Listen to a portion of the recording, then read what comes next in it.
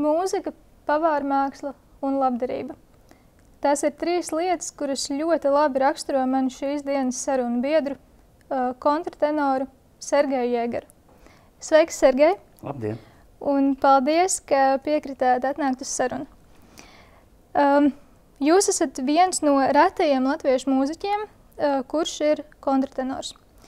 Un pats par to esat teicis šādi. Kontratenors ir kā tumīgs sarkanvīns, kuru garšu palete, ikreiz to iemalkojot, kļūst arvien bagātīgāk. Vai jūs vēl joprojām tā teiktu? Un kāds bija jūsu ceļš, līdz atklājāt, ka jūs esat kontratenoru balss īpašnieks? Nu, interesanti teikts.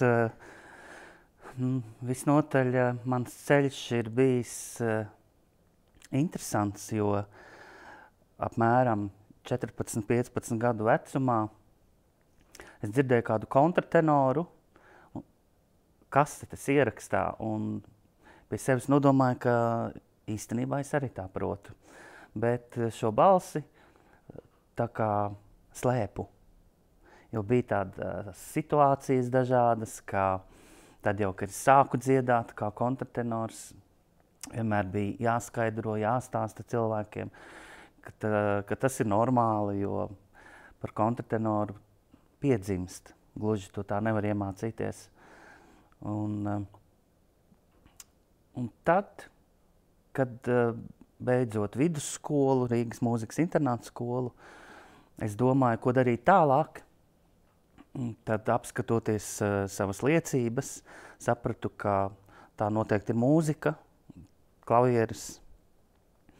Un neapšaubāmi mans mērķis bija iestāties mūzikas akadēmijā, un es mācījos 8 gadus, lai iegūtu maģistra grādu mūzikā un arī pedagoģijā. Un lielisks profesors mans, Kārlis Zariņš, kā viņš teica, tad, kad es ieguvu bakalaura grādu kā tenors, un joprojām, protams, es varu kaut ko nodziedāt kā tenors, bet man vieglāk un labāk tomēr padodas šī kontratenora balss. Tad maģistrantūrā profesors teica, es mācīšos kopā ar tevi. Nu, protams, mēs mācījāmies jaunu repertuāru, mācījāmies interpretāciju un gan pareizi elpot un iegūt vairāk skatuves pieredzi. Nu, kļūt vokāli inteliģentākam un saprast, ka tā ir mana dzīve, jo es vēlos darīt tieši to, ko arī pašlaik es daru. Jā, jūs teicāt, ka jūs ieguvāt bakalaura grādu kā tenors. Un tad es arī gatavojoties intervijai domāju, vai Latvijā pie mums ir iespējams iegūt tādu atbilstošu izglītību tieši kontratenoram. Es biju pirmais, kurš šādu izglītību ir ieguvis. Protams, ka tajā laikā un arī šur tur pasaulē tā ir tāda modes lieta. Un to kontratenoru nav tik daudz, un kā mēs zinām, pasaulē arī šīs te operu lomas aizstāja sievietes, mecosoprāni, kontralti, jo nevar nodrošināt, ka kaveris vēl būs kādā izrādē, lai šī izrāde būtu dzīvot spējīga un priecēt un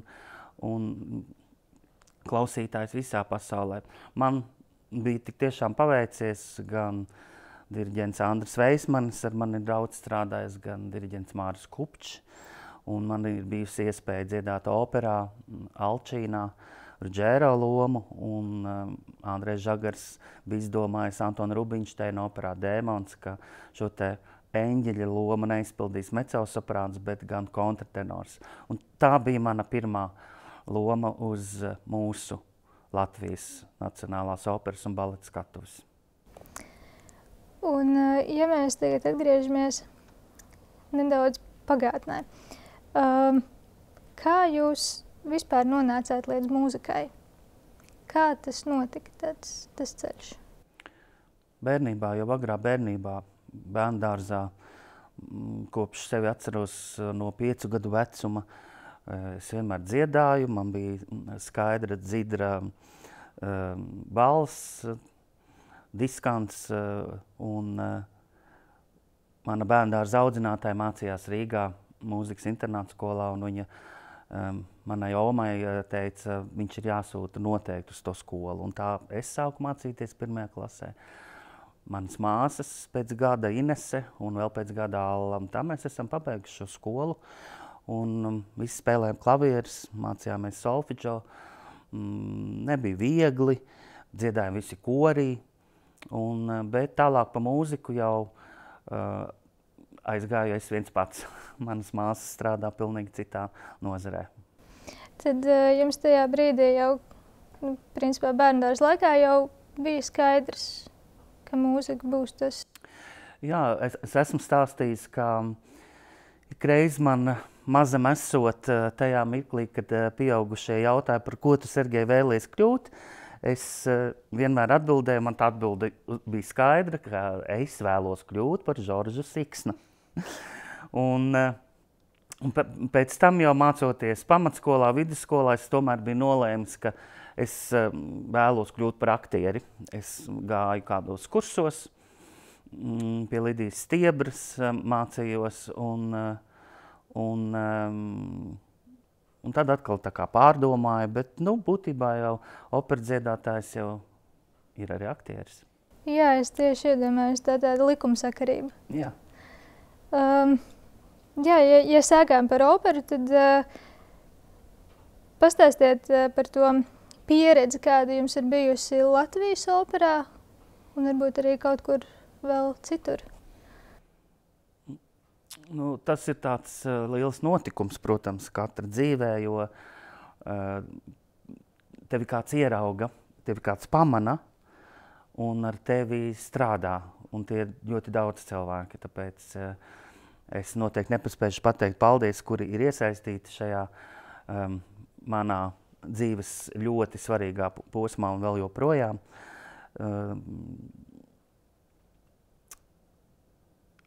Man vienmēr ir palīdzējuši cilvēki.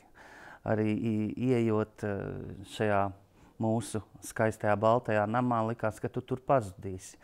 Jo mūsu ir tik daudz, bet tev ir dots uzdevums, kurš tev ir jāizpilda, un ļoti labi. Tas, ka tu proti dziedāt, nevienmēr nozīmē, ka tu vari kāpt uz skatuves. Ir stresa situācijas, ir jāpārvar uztraukums, un neteikšu, ka mūzikas akadēmijā ļoti par to daudz stāstīja un mums mācīja. Es teiktu vairāk, ka nē. Tā ir visa pieredze. Vai nu tu vēro un mācies no kāda, kurš tev patīk. Jo es klausos mūziku, dziedātājus tikai tos, kuri man ir mīļākie, kuri man dod tādu psiholoģisku spēku izpildīt to, ko viņi dzied, tāpat vai nedaudz labāk. Jo man profesors Kārlis Zariņš teica, tad, kad mēs akadēmijā klasē dziedājām, viņš saka, tev ir jādzied tagad uz skatuves tieši tāpat, kā tu nodziedāji tagad. Ja? Un tie ir ļoti svarīgi vārdi, jo viegli jau tā teikt, bet tad, kad tu esi uz skatuves un tev trīc kājas un var redzēt, kad arī bikšu stari trīc, tad tīri psiholoģiski jātiek galā, un man bija ļoti bieži angīna, kas ir tomēr tāda vairāk vai mazāk psiholoģiskas dabas saslimšana. Es to visu pārvarēju, es dzeru ledus ūdeni katru dienu, es saldējos kriosaunā, un tas man ir ļoti palīdzējis līdz šai dienai, jo es vairāk neuztraucos. Bet, ja es kaut ko līdz galam labi nezinu, tad gan. Bet šādu iespēju tomēr nevajadzētu pieļaut. Jā, man liekas, ka kāpjot uz skatuves jau bez uztraukuma nekādi. Tā jau ir, kaut kas jau nedaudz notrīc. Bet es ar tādu domu vienalga, vai es dziedu uz lielām skatuvēm, vai mazus koncertus, kameru koncertus, vai tās ir lielas baznīcas. Es vienmēr domāju, ka mani nāk klausīties tas, kurš ļoti grib mani dzirdēt, jo tādu jau nenāk, kuri negrib. Un šo cilvēku no pirmās dienas atceroties, kad man bija tomēr 20 gadi, kad dziedāju pirmo reizi publiski ārā Rīgas svētkos kopā ar Andra Veismaņa Vidzemes kameru orķestri. Cilvēki vienmēr sačukstējās, sarausās, nebija dzirdējuši tādu balsi. Un tajā mirklī es vienmēr zināju, pirmo skaņu, kad es atvēršu muti, būs kāda reakcija. Paldies Dievam, ka tā nav, un publika arvien lielāka un lielāka, un tomēr cilvēki paliek izglītotāki, mums ir daudz iespējas šodienas apritē un pie visām tehnoloģijām, kādas ir, tomēr dzirdēt un klausīties, un vēl vairāk, ja cilvēks ir dzirdējis manu izpildam kādu āriju, viņš aiziet mājās un mēģina atrast arī, kā to dzied citi kontratenori vai citi dziedātāji. Un ar kādiem mūziķiem un kādām muzikālajām apvienībām jūs esat līdz šim sadarbojies?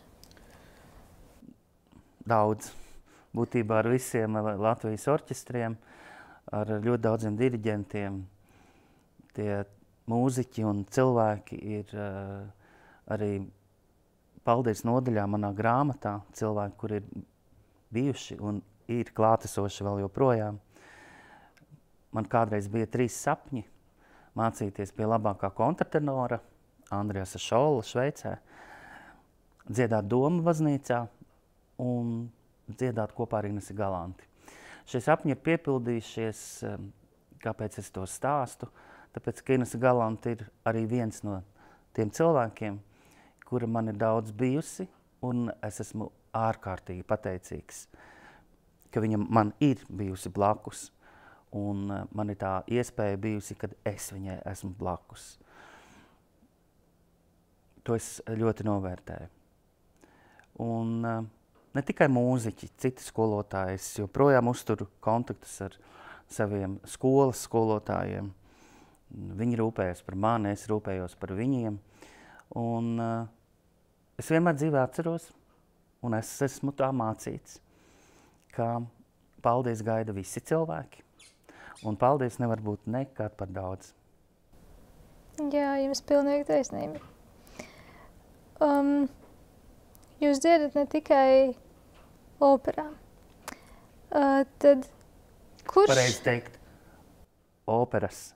Jo būtībā es Latvijā nestrādāju mūsu operā un esmu piedalījies kā viesmākslinieks izrādēs, kuras ir bijušas uz mūsu skatuves arī baletā Mesija, kur izpildīju alta lomu un alta partiju. Un Erika Ešenvalda operā Augļkoks ir Jāzeps, Benjamīna loma, Alčīna, tātad Hendeļa un Rubinšteina Dēmons. Bet pati pirmā opera loma, un tā ir viena no lielākajām kontratenoru lomām, tā bija Rinaldo, Georga Friedricha Hendeļa, kuru mēs izpildījām, atskaņojām Rundālspilī 2004. gadā, kad mēs atklājām Rundālspils zaļo teātri. Nu, tā bija iespaidīgākā loma. Es arī izpildīju šo titulu lomu, kur bija 14 ārijas. Nu, šodien tā ir vēsture, protams, un ar ārkārtīgi patīkamām atmiņām. Tas ir no akadēmiskās mūzikas. Jā, protams, man ir iespēja izpildīt arī populāro mūziku, kas ir diezgan viegli man to izdarīt, viegli. Un, ja kāds mani neatpazina kā kontratenoru, kā operadziedātāju, tad noteikti pēc Rēderejas, kurai šogad ir 10 gadi, atpazīst ļoti daudz. Un vai tiks svinēta šī 10 gada jubileja? Nu, ir tā, ka sākot jau no novembra visu laiku kaut kas tiek svinēts, un bija ļoti daudz koncerti, dažādi koncerti, un, protams, grāmatas atvēršana 7. decembrī 23. gadā, un joprojām turpinās vēl citi svētki, jo 20 gadi šogad aprit, kā mēs rīkojam dāvināšanas akciju kopā ar manu skolotāju Vēsmu Vītolu. Es mazā ziedā lielu mīlestību nesu. To mēs šogad mēģināsim arī nosvinēt un uzdāvināt kādai iestādei mākslas darbus, ko mēs 2 gadus tā kā neesam darījuši, bet pieaicinam dažādas māksliniekus gleznotājus, kuri labprāt dāvina savu intelektuālo īpašumu, savus mākslas darbus, un tad mans uzdevums ir atrast šo iestādi, kur mēs varam iepriecināt cilvēkus. Tās var būt gan īpašas skolas, kur mācās bērni, tās ir ārstniecības iestādes, mēs esam diezgan daudz darījuši. Un vēl paralēli 17 gadi aprit manā vārdā nosauktiem labdarības fondam, kur manā aprūpē ir vēl 4 iestādes. Pastāst lūdzu, kādi ir darbības virzieni jūsu labdarības fondam šobrīd?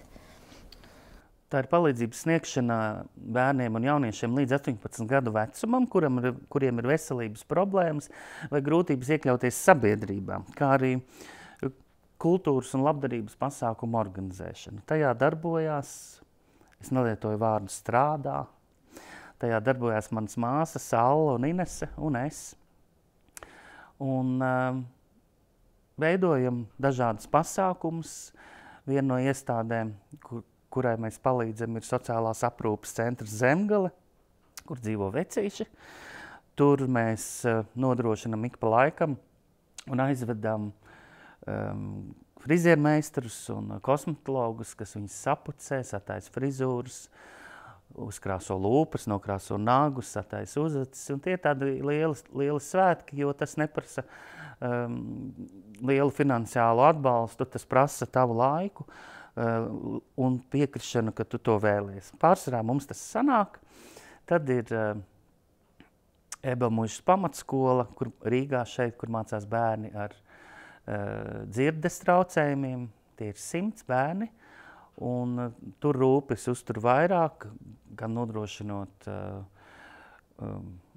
kādas mākslas pasākumu apmeklējumus, kur ar surdo tulkojumu, kādas bērnu izrādes, kur var nodrošināt surdo tulkojumu, kino apmeklējumi. Un, protams, kopā būšanas ir pat aizvesti no horeogrāfijas skolas audzēkņu baleta priekšnesumi, ja, tad mēs iedomājamies, ja šie bērni nedzird vai vāji dzird, tātad mums ir jāiepriecina viņi ar acīm.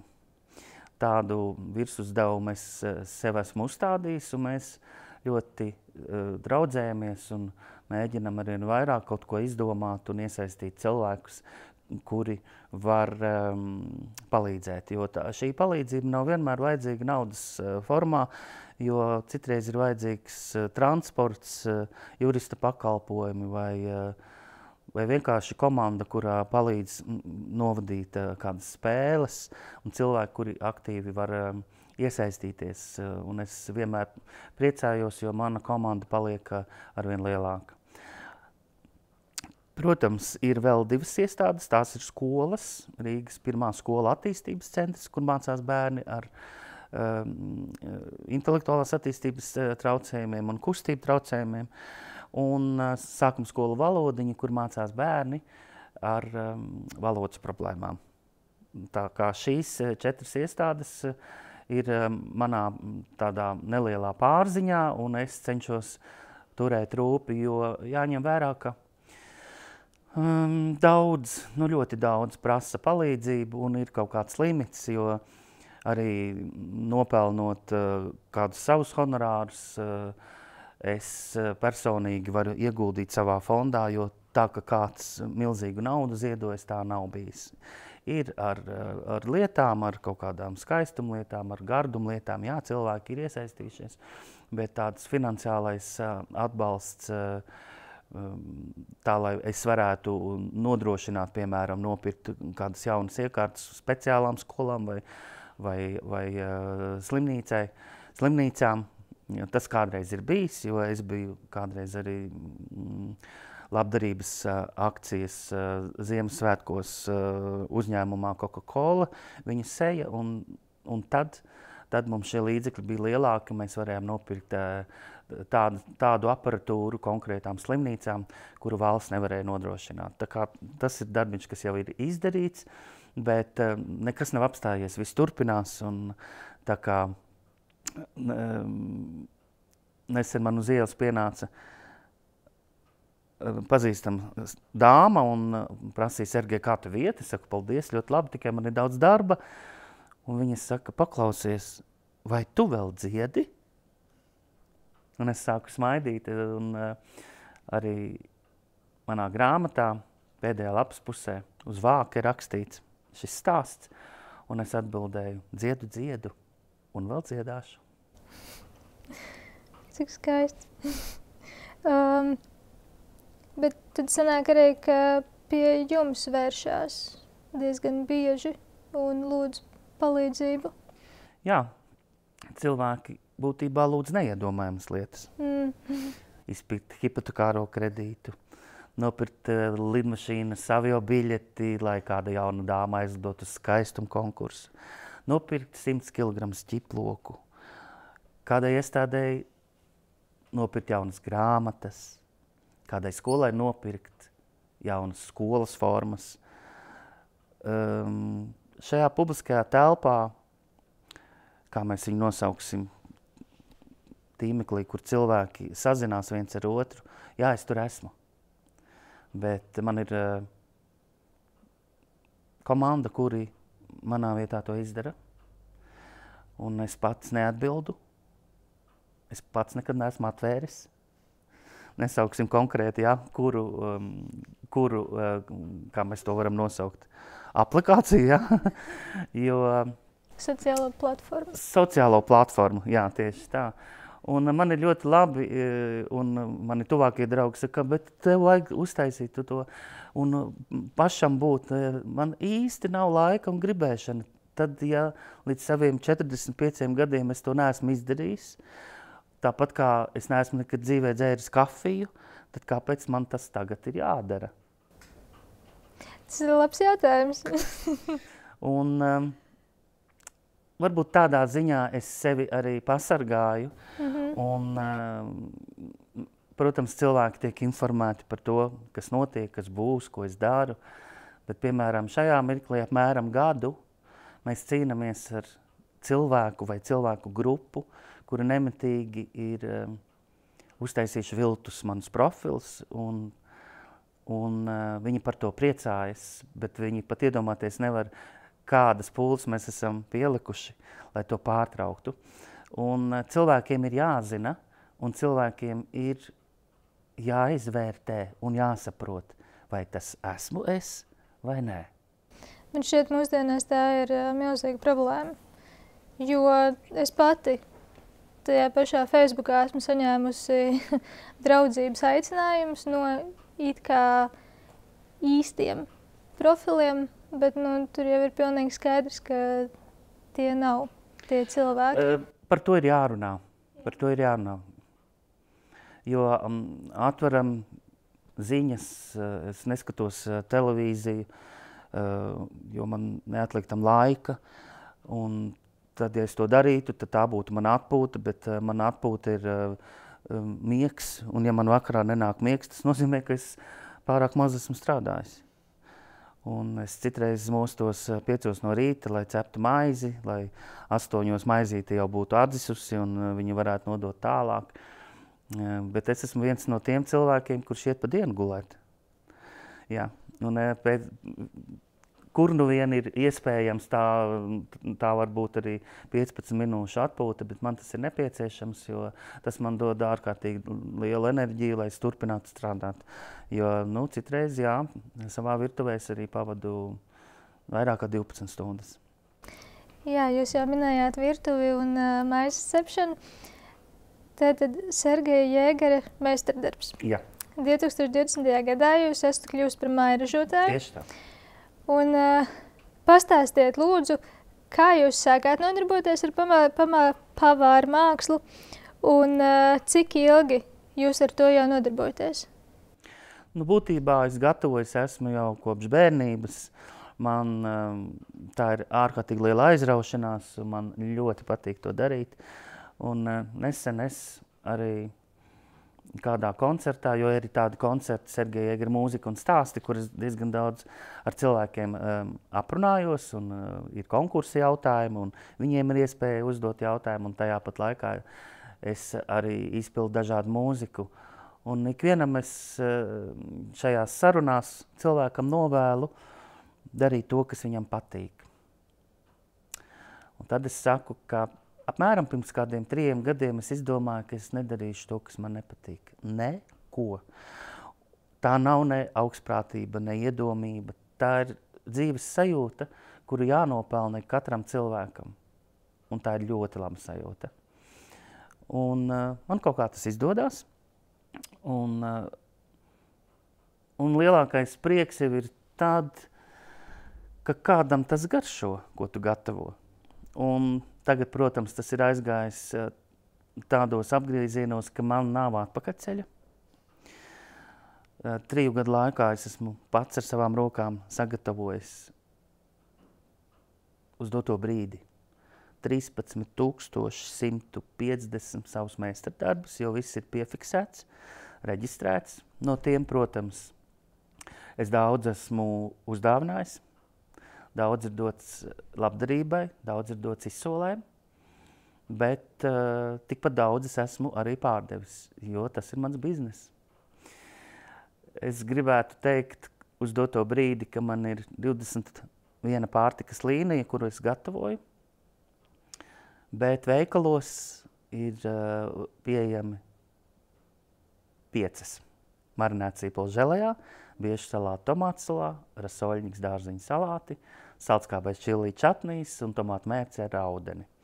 Kāpēc 5? Tāpēc, ka tas ir diezgan grūts un garš ceļš, kamēr tu saņem visas atļaujas no laboratorijām, no pārtikas veterinārā dienesta inspektoriem, pārtikas tehnologiem. Man ir paveicies ar šiem cilvēkiem, kuri man to visu palīdzēja izdarīt. Arī finansiāli tas ir ļoti svarīgi, lai būtu atbalsts. Tas nav lēti, tas nav viegli. Dotajā brīdī es arī varu sniegt konsultācijas jaunajiem mājražotājiem, lai viņus iedrošinātu. Ir jābūt ārkārtīgi lielai uzņēmumai, lai to darītu. Kā jau es teicu, man nav atpakaļceļa, un man bija mērķis nokļūt konkrētās lielās tirdzniecības vietās, un tas ir izdevies, un strādāju viņiem. Un esmu saplānojis ne tikai savu ikdienas darbu un dienas, jo tikai stundas, jo tikai tādā veidā tu vari paveikt to, ko tu esi izdomājis. Un tāpat laiks atpūtai un svētkiem. Es vienmēr svinu svētkus, visi mūsu ģimenes locekļi svin, un mēs tos taisam krāšņus. Un tikko bija man lielā jubilejas balle, un es biju pirmo reizi nolēmis, ka tas nebūs koncerts, jo to koncertu ir bijis pagājušā gada nogalē tik daudz, kad es izdomāju, ka es vairāk gribētu ar sev mīļiem cilvēkiem runāt, jo viņi jau pārsvarā to manu mūziku zina un ir dzirdējuši, tā kā tas arī izdevās lieliski. Paralēli šim te kulinārijas nodarbēm, es varu teikt, ka tā man ir liela meditācija. Es neklausos arī mūziku. Un tad, kad es mizoju, jo varat iedomāties, ka 10 kilogramu sīpolus es varu nomizot 40 minūtēs. Tas ir maiss ar sīpoliem. Un manam visam darbam ir vajadzīgs temps. Daudzi grib atbraukt pie manis, palīdzēt, visi grib pārunāt, kaut ko garšīgu paēst, un līdz ar to darbs neiet uz priekšu. Un tad es daudz ko izdomāju, gatavoju tiešām daudz, un man virtuvē vienmēr ir lapiņas, uz kurām tad tajā mirklī, kad es kaut ko atceros, tad es pierakstu. Un tieši tāpat es mēģinu izklaidēt un parādīt, nevis iemācīt cilvēkiem, jo es vadu arī kulinārijas meistarklases un dažādiem uzņēmumiem, lieliem kolektīviem, mazākiem kolektīviem. Sauksim to arī par tādu saliedēšanas, kopā būšanu. Varu parādīt, kā pagatavot irdenu plovu ceptu krāsnī vai lašas ļanku, kā mēs varam kopā izvārīt, sagatavot veselīgas augļu un auzu pārslu trifeles. Jo, manuprāt, tikai redzot, tu vari gandrīz 100% to iemācīties un atcerēties. Vismaz man tā ir. Jo, ja man kāds saka, man ir jauna recepte, es tev pateikšu, tev noteikti sanāks. Es neesmu no tiem, kas tā darīs. Nē. Man ir viss jāpamēģina, ir kaut kādi gardumi, kas uzreiz nesanāk. Jo, ja es izdomāju kādu jaunu pārtikas līniju, es to dodu nogaršot savai ģimenei, un visiem ir jāliek balles, un ja tiek novērtēts ar visaugstākām ballēm, tad šo produktu es sāku gatavot arī citiem. Tātad jūs minējāt, ka plašākai sabiedrībai ir pieejams 5 pārtikas līnijas, bet kopā ir 20. Daudz, jā. Nu, protams, sezonā, kas vēlās zilo plūmīšu žapti ar marcipānu šokolādē vai ķirbju marmelādi ar apelsīniem. Es gan neesmu tādu eksotisku ēdienu piekritējis, bet, piemēram, tie paši tomātu želejāni. Un tāpēc es izdomāju šo pārtikas līniju marinēt sīpols želejā, jo man daudz prasīja tieši, ka viņiem vajag vairāk šos te sīpols, nevis tomātus. Tāpēc ir sīpols želejā. Jā, marinēti kabači daudz cilvēkiem garšo pat vairāk nekā marinēti gurķi. Un šīs 5 pārtikas līnijas ir izdomāts arī tāpēc, lai es varu nodrošināt šos meistara darbus visa gada garumā. Tā kā tas tur ir pārdomāts līdz sīkākai niansei. Protams, es arī saiņoju pats un uzlieku savu autogrāfu un ar savu roku uzrakstu, kas ir šajā meistardarbā iekšā. Tāpēc tam ir tā pievienotā vērtība. Un es varu teikt, ka, ja jūs man jautātu, kā iet, tad es teiktu ļoti labi.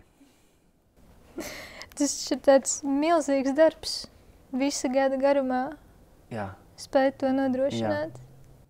Un man nekas nav jāpierāda nevienam. Ir daži teikuši, vai tu nedziedi, vai tu tur dziedu. Es visu daru, visu varu paspēt. Un jauni tērpi tiek darināti un kaut kādas jaunas koncertu programmas. Mūziķi man pārsvarā tā kā nemainās, ar kuriem es kopā muzicēju. Tā kā ievērot labu miegu.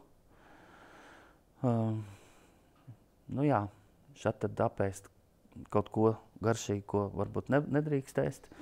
Bet es vispār dzīvoju ikdienā pēc principa, kad es arī ēdu tad, kad gribās ēst. Un mani neviens nekomandē.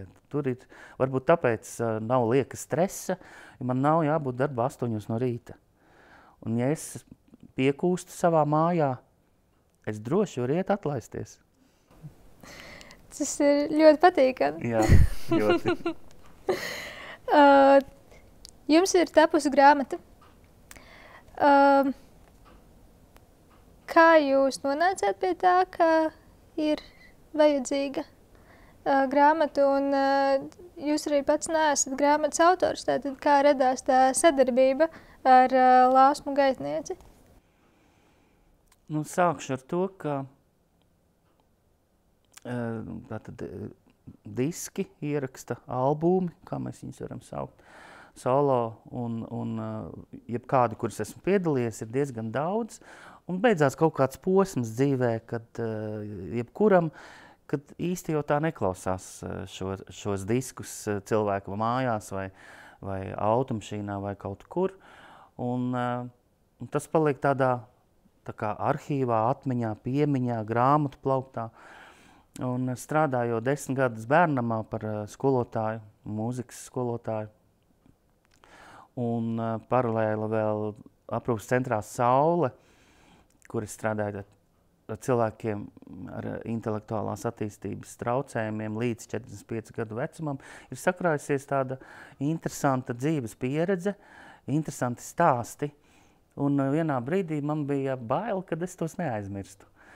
Jo man ir atbilde, kāpēc es gribēju grāmatu, tāpēc, ka man ir ko teikt. Gan pēc savas pieredzes, gan mācoties arī no citiem, gan par koncertiem, par izrādēm, par ceļojumiem, par valstīm, kuras esmu apceļojis, par draugiem, par ģimeni, par traģēdijām, par notikumiem, kas var iedvesmot, jo nevienā brīdī es nesaku, ka ir jādara tā, ka vajag darīt tā. Tieši tāpat kā mācoties pie dažādiem skolotājiem, es tā esmu darījis un arī saviem studentiem esmu teicis, paņem to informāciju, kura tev ir svarīga. Un tālāk jau viss saliksies tāpat pa plauktiņiem. Jo, manuprāt, viena no tādām trakākajām šīs dienas cilvēku lietām, nerunājot par globālajām lietām, ko citreiz mēs nespējam ietekmēt, bet spējam būt kopā esot, kaut kādā brīdī kaut ko apturēt. Kad viena no tām trakākajām lietām, ka mums šķiet, ka viss vēl ir priekšā. Tā nav. Tik strauji viss notiek, ka vienā brīdī var arī apstāties, un ne jau par to ir jādomā, bet par to ir jāpiedomā. Un grāmata tapa 3 gadu laikā ar nelielām pauzītēm, un grāmatā ir sarunas ar man tuviem cilvēkiem un, protams, ar mani, ko pierakstīja rakstniece Lāsma Gaitniece.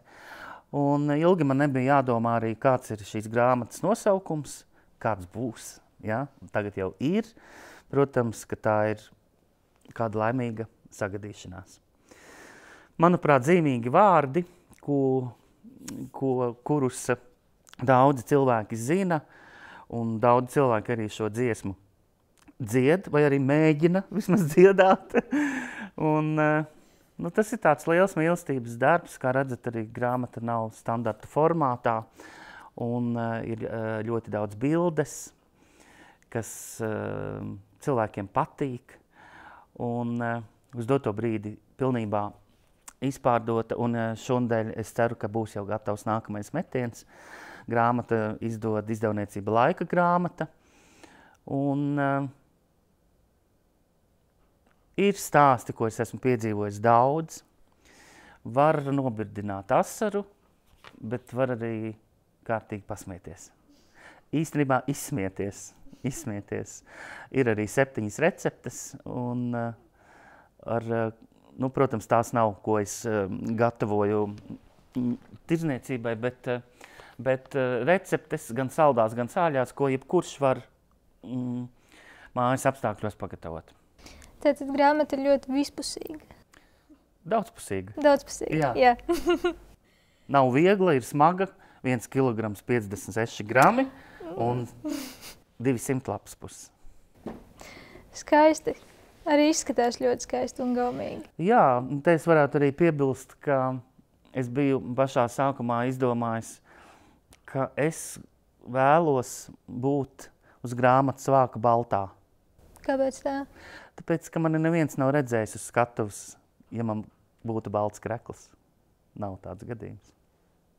Varbūt kaut kad kādos pirmsākumos, tad, kad man uzstīvēja smokingu operā jaungadu koncertā, tad man bija balts, bet manā garderobē nav balts krekls. Vai es drīkst jautāt, kāpēc tā? Jā, jo man šķiet, ka tad, kad aiztaist augšie podziņi ciet, tad man jākustās ar visu ķermeni ir. Man dziedātājiem vajag tādu brīvību it visā un apģērbā, tāpēc mani tēpi bieži vien ir tādi neordināri un citādāki ar piespraudēm un kaut kādiem spīguļiem, bet arī tam ir tīri ne tikai tāda vizuāla nozīme, bet arī psiholoģiska nozīme, kāpēc konkrēti man ir piesprausta tāda broša vai tāda spalva, vai ne arī tam dēļ, lai mani atšķirtu no pārējiem, nē, bet man ir svarīgi, kas man ir mugurā, un tajā mirklī, kad es lieku šos te pirmos soļus, grāmatā ir nodaļa 17 soļi līdz virsotnei, un tad, kad to izlasīs, tad sapratīs, ka tā ir mana attieksme pret skatītāju un klausītāju. Lai nu kā tas būtu, bet vispirms jūs ieraudzīsiet, un tikai pēc tam jūs dzirdēsiet. Jā, šodien jums ir piesprausts metamais galliņš. Jā. Kāpēc tā? Tāpēc, ka tas atbilst pie manas žaketes šodien. Un kādreiz man ir dāvinātas ļoti daudz apročpogas. Bet man jau viņas nav kur likt. Pareizi. Tāpēc es viņas piespraužu pie žaketes. Tātad tā ir apročpoga? Jā. Cik forši. Un tātad noslēgumā šī saruna tiks publicēta Rakstniecības un mūzikas muzeja interneta žurnālā Stāstnesis. Un tā kā mēs arī atrodamies šobrīd muzejā, tad vēlos jautāt, kāds jūsuprāt ir labs muzejs?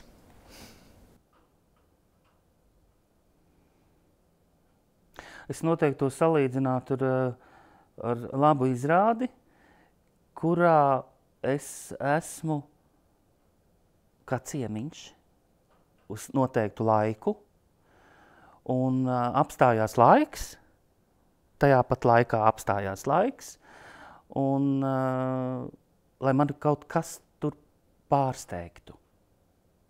Lai noteikti es ieraudzītu kaut ko jaunu, uzzinātu kaut ko jaunu, ieraudzītu kaut ko skaistu. Kādam noteikti par to ir jāstāsta, jāpārliecina. Tas ir, manuprāt, tāpat kā būt labam iluzionistam, kurš rāda triku, ka cilvēkiem pazūd valoda, un viņi nesaprot, kā tas ir. Un tajā pat laikā es negribu zināt, kā tas ir, lai tas paliek noslēpums. Jo, manuprāt, mēs nevaram uzzināt visu par grāmatām, par mākslas darbiem. Vienmēr būs kā kaut kas nezināms un kaut kas, par ko tev liks brīnīties. Bet visnotaļ tam jābūt ir skaistumam, skaistām lietām. Un tad, kad tu izēj no šīs mājas, no šīs telpas, kā piemēram tagad beidzot mūsu sarunu, lai es vēl par to domātu, par redzēto, par runāto, par satikto. Un lai nav tā, kad es izēju ārā un es domāju, tā, kas man tagad bija jānopērk veikalā? Paldies! Paldies, man bija ļoti patīkami.